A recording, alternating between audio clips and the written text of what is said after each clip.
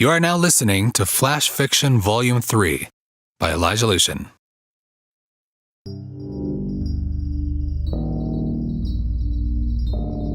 I Am Invincible by Bart Van Gotham. Narrated by Lucian. Test, test. The man spoke into the microphone through his gas mask. The green LED lights lit up.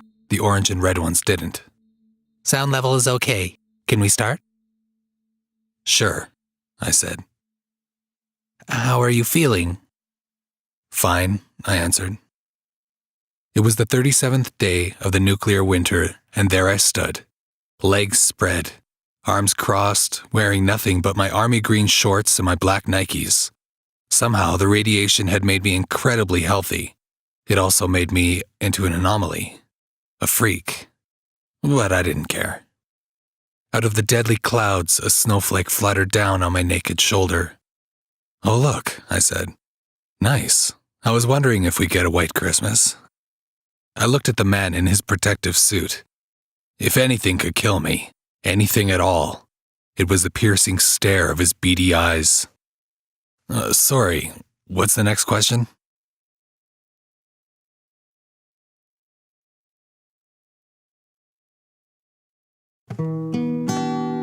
Plummet by Craig Anderson. Read for you by Lucian. Today is just like every other day in front of the TV, up until the flash of movement in my periphery.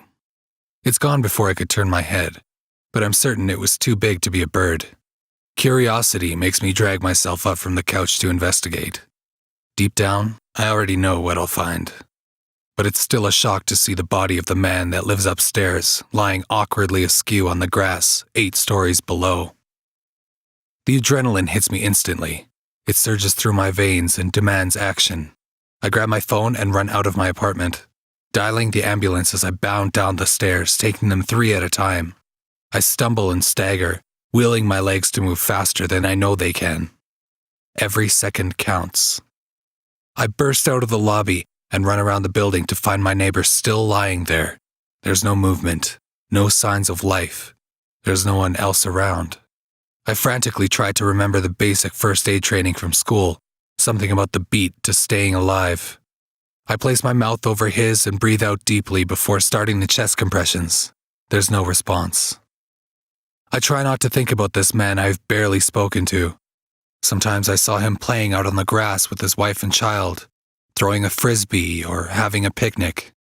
My only glimpse into his life is one of happy families. A part of me hopes he just fell, a simple accident. I have no reference to understand why he might have jumped. All I know is he didn't scream. The ambulance finally arrives along with a police car. I continue the compressions until I'm pulled away and replaced by the paramedics. They start working on the body, shouting back and forth, a well-practiced team. My hands start to shake. The police officers come over to see if I'm okay. I tell them I've had better days. They ask if I know the man, and I point them towards the apartment he lived in. The male officer leaves to investigate while the female officer stays with me, probably to help me recover from the shock.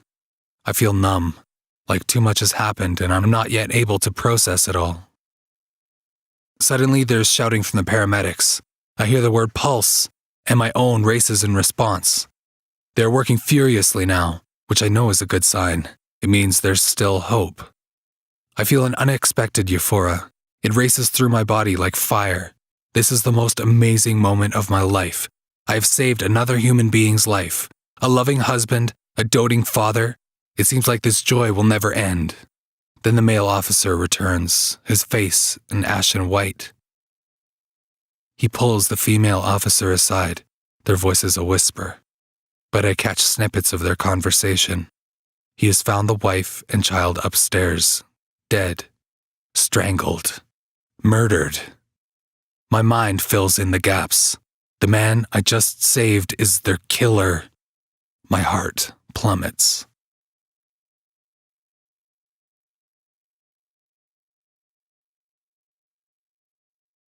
The Man from Alcatraz by Phil Rossi. Read for you by Elijah Lucian.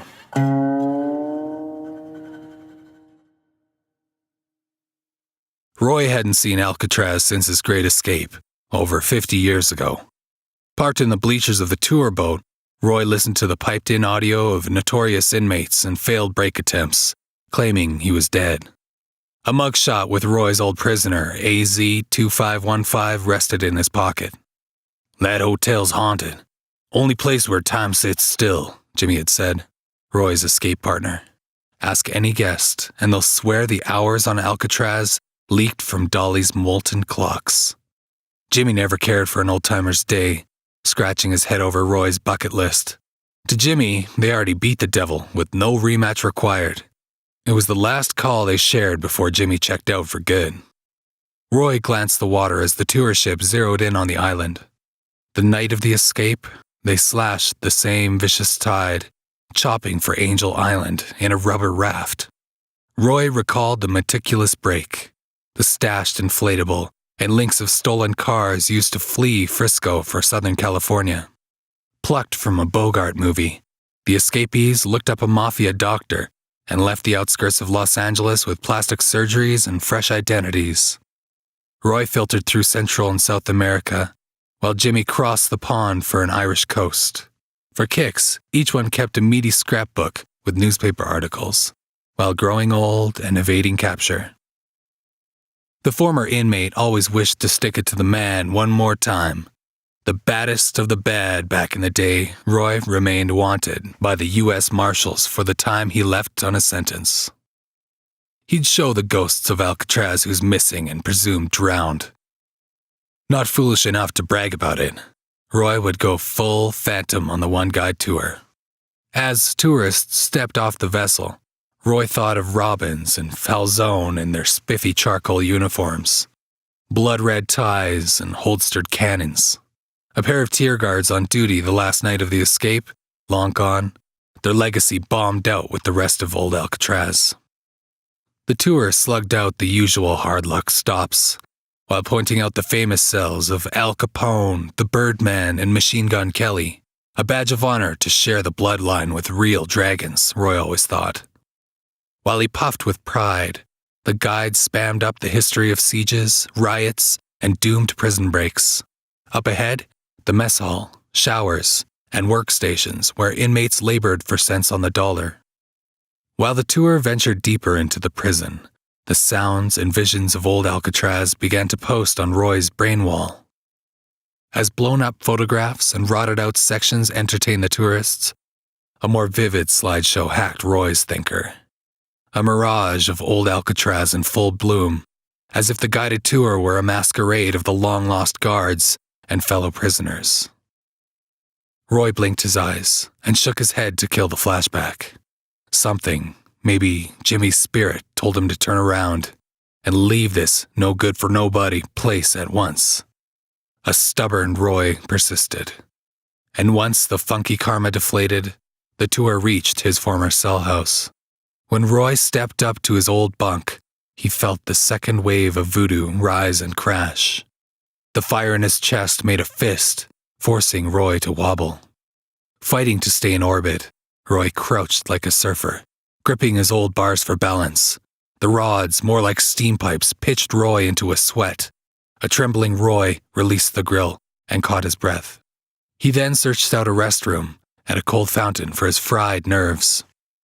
As Roy cupped and splashed the cool water, the cosmetic clay tumbled his cheeks in a mudslide.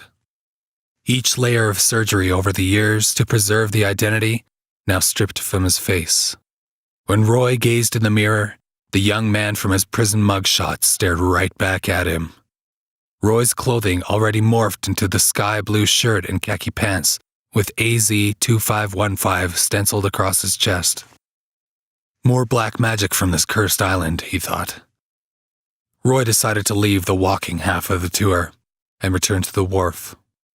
When he reached the corridor, loud clanking noises wrung the tiers and block, replacing the ambient sounds of a bay breeze loaded with dive-bombing birds. Instead, the heavy echoes of old Alcatraz filled with head-count marches and boots of patrol. No longer a mirage confined to his skull, Roy had indeed traveled back in years, now marooned in old Alcatraz. As Roy scrambled for the exit and marina, he realized the guides and visitors had vanished. In their place, a jungle of convicts in the same robin's egg tops and sandbar bottoms. Frozen in time, Alcatraz had returned to life, appearing just the way it did the night of the escape. Roy noticed the cons in the lineup for their cells and lights out. All familiar men he knew. Too familiar were Robbins and Falzone, who spotted Roy outside the activity, too far from the program. The tier guards broke through the march and into the alley, shouting for a quick return or else. Roy began to run as Robbins and Falzone drew their Colt pistols, ordering Roy to halt. Roy raced for the exit and present, desperate to leave this nightmare behind. The escape sirens sounded and sealed off the prison as Robbins and Falzone chased Roy down. Once a target evolved, Robbins and Falzone aimed their pistols and fired. When their bullets struck, Roy's mind went dark. As Roy fell, he splashed another black tide, this time sucking him down. A haunted place for sure, telling Roy he was all out of time, escapes, and bad ideas.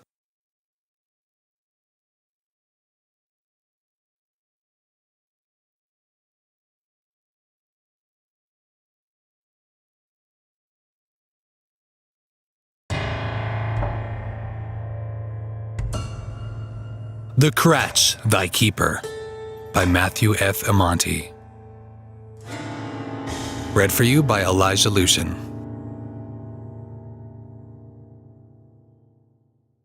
The Kratch am watching you, boy. When that Kratch am watching, you better do right. Suck a corncob if them striped birds go over. Cranes pass on high. You best bury you some young mouse teeth, wear radishes round your neck. You see leaves blowing, best get gone quick. If it a odd number day, stay away from metal.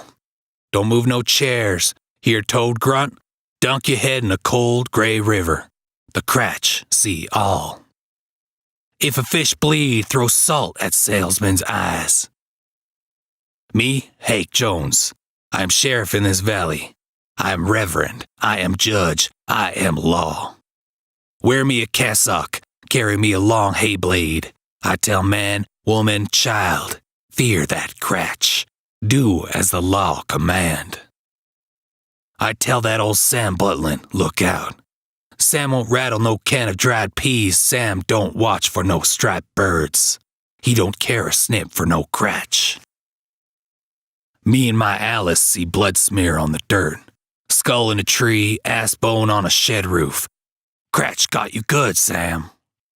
Only one road into this valley, only one road out. Thou shalt not flee the Kratch, thy keeper. Thou wilt not make it past the wild, waving corn. Guy show up from the city, an anthropologist, he say. He got tape deck. He got notebook in him pants. He say I'm researching the unique religion practiced by the inhabitants of this valley. Tell me about the Kratch. He click on him tape deck. He whip out his damn pencil. Get out!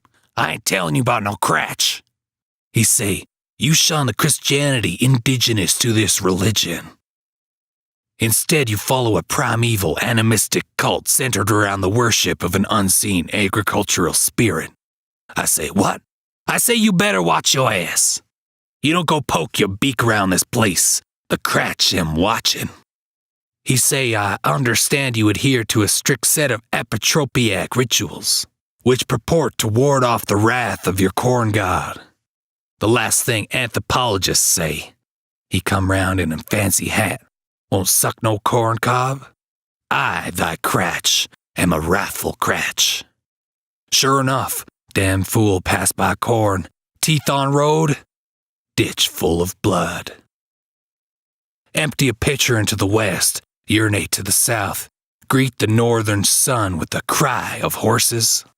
Where time missionaries come through, waving Bible, preaching glory. I got no beef with Jesus, but you tell me, when the last time Jesus show up in Augusta leaves, twist you up like chicken fence? The day Jesus start kicking ass like that, we all suck corncob for Jesus. Missionaries get out quick. Leaves blow in a dim fall sky. The Kratch rise from tore-up hayricks, float out of wasp-blown mills, curl round stoven crofts where the crows move in. I see Slocum Joe on a barn roof at midnight, flashing a light at the stars. "Joe, what the hell you doing? Hope you brung a corncob up there."